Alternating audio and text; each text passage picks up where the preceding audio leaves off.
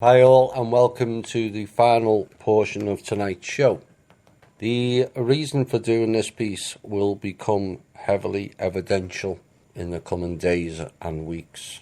You will have seen some of it already, but it will reach a point where it just runs away. I posted something on the Facebook because that word erosion is the new key word. Everything is eroding away. It's happening in finance, government, politics on all levels, legal, military, agencies, cabal minions, control structures in what was a slow creep is now escalating way beyond their control. I can now tell you we are past the tipping point now. The erosion of the old world order is now in rapid decline.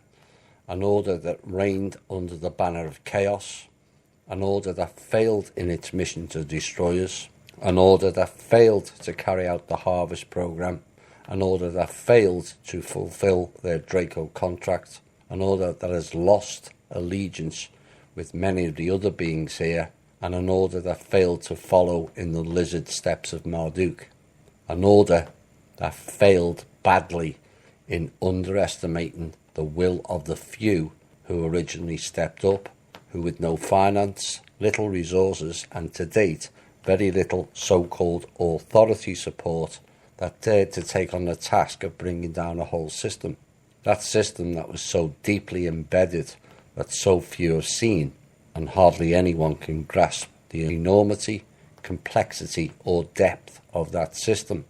An order that failed to break the spirit of the people, despite poisoning, drugging, mind controlling, dumbing down, endless wars, famine, abductions, and their insidious programming in all its disguises. What we are witnessing now is a total breakdown of the old way, and an opportunity for us all to create a new way. Replicating what they have done will lead to the same failure. We must change all our ways of thinking. In business, no more middlemen or shareholders creaming profits off the owners and the staff. In military, the role is peace, preservation and protection, not war, death and looting. Going forward, a global military should be implemented with no one country leading, with its sole role of protecting the planet, not self-service, interest people. In politics, preferably, we will have no parties playing off against each other, just one body of people running the country, for and by the people, not for and by factions, agencies, deep states or bloodline families, for and by the people of the country they represent, or they get fired. Legal people can drop the bar title of nobility and start serving real justice, not just us, and an end to the insidious courts that are ran for profit and make every person accountable for poor actions or behaviours, whether that be the public, the police, the judges, the politicians, or the so-called famous people, royalty, or select families. A crime is a crime. Governments working to help each other, not competing with each other. I might remind you, the land and the resources belongs to us all, not rich families or countries. Oil in North Dakota belongs as much to the people in Palestine or Serbia as it does to the people in America. And once we all start sharing resources, ideas and plans, we can strip back the unnecessary costs that run into hundreds of billions, if not trillions per year, just to compete. Which leads me into the next topic of saving vast resources. In a world where countries support each other, then does not require the vast amounts wasted on agencies and other spy systems. They need to be stripped bare, in my opinion. Duplicate agencies all spying on each other, protecting so-called trade secrets, military secrets. You wouldn't need that if we were all working together. The remaining agencies can do the real job of routing out criminals, not protecting them and writing bullshit scripts for the portal people to read out en masse. We've had enough of that shit. Vast quantities of our money funding drug running operations that American people get zero benefits from, except poisoning and infecting our youth. Teaching children, not educating children, has to be improved by about 1,000%. They need to be taught life skills, personal responsibility, spirituality, and the real truth, and not full-on BS and how to pass a test to get the school more funding to teach more BS. No species ever thrives if their youth is not taught the proper way. These are our children, not mindless zombies you can inject with your poisonous vaccines, mind them with drivel TV programming, and bombard them with subliminal messages with your ads, music, films and games. They are our future. People also have to improve. To the men, is it really that important you have a bigger penis, boat, engine of a car, truck or house than your friends? Is that really the way to treat your friends, by bragging about having things that really don't matter much in life? Women, is having better clothes, shoes, handbags or bigger boobs more important than loving, caring or nurturing? No, it's not.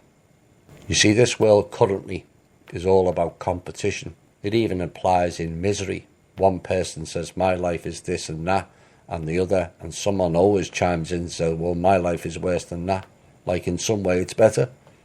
It's not good thinking. Let's change that narrative into, how about we have all had shitty lives, and yet we've all survived it, improved ourselves and gone on to improve and help others, no matter what the circumstances. You'll never improve your life harping on about the bad aspects of life you've endured. You end up in a vampiric cycle that is both damaging for you and all the people around you. We've all had shitty lives. What's been done here is absolutely insidious. But competition in misery is one thing, competition in life is another. We cannot go on competing against each other in life, be it in business, politics, countries, colour, gender or sexuality, and expect to thrive. All have to change their thinking to achieve that goal, and it will not happen overnight. But it does start with you. You are responsible for you to be the change. Apathy helped no one. Silence helped no one. Bigotry helped no one. Hierarchy helped no one. Violence helped no one. Competition outside of sport helped no one. Neither did the ignorance. Lacking love or compassion helped no one. I'm all right, Jack helped no one. And fear helped no one. Except all those categories we agreed upon and carried out. That helped push us to the brink of extinction for our species, and I mean right to the brink. You have no idea how close we came. Now the key is for everyone to rise up and be the change. Change is something to embrace, not fear, as the alternative is the old world order, slavery suit and extinction. Be happy with what you have. Even the most hard-up American or European is still in the top 25 wealthiest bracket in the world. A fact often overlooked, as perspective often goes out of the window, as the next door neighbour has more or friends have more, which is the competition and the comparative mindset again that has been so damaging to us all. If you don't like your life, it is your responsibility to change that life. You won't do that fearing change. Learn to embrace it. And if you change something and it doesn't work out, change again. But remember, the first change was never a failure, only a learning curve. And how you react to it dictates your forward path. Learn to trust yourselves. You seek out others when you are stuck or can't do a certain task, or when working within a group or community. Learn to love yourself for who and what you are, not what others think. Because when you live your life how you choose, and not have it dictated by overbearing wives, husbands, siblings or friends, then you are genuinely free. No one should ever live their life in fear of what others think. Think about it. Those people around you pushing you into that mode of being or operation. They're all controlling you like a puppet. Why are you allowing that to happen? If anyone close to you in life really loves you, they will allow you to be who you want to be. It's up to you to break the chains and tell them that you are loving the masked off version of me, and here on in you will see the real me. I'm entitled to be me, not an extended version of you. The tide has now turned and things will be different, even more so here on in.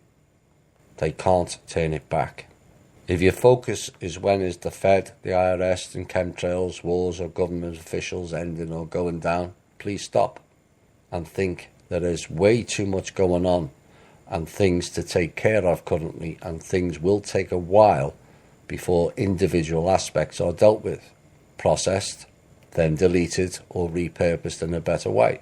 There's so much to do, and none of this has ever been taken on before. It's always been done over 10,000 years. We're trying to correct it in 40 or less. There is no defined timescale for this or that to happen. A lot depends on us all, of how we contribute to matters.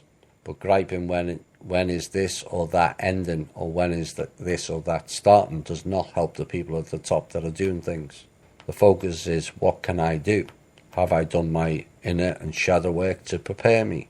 Have I got myself into a calm and balanced state without the need for drugs and alcohol? Do I have some cash? That is essential. Do I have some spare food in case of emergencies? The reality is, their reign over us is ending fast. We are now on a threshold of a new beginning that will involve a lot of change. Embrace it. Change has to be your new friend going forward. It will bring new experiences and new learnings, which are the essence of life. Without that, we just stagnate. We've done that for far too long. Now's the time to grow. This has been the Truth, Honour and Integrity Show. My name's Thomas Williams. Bye for now.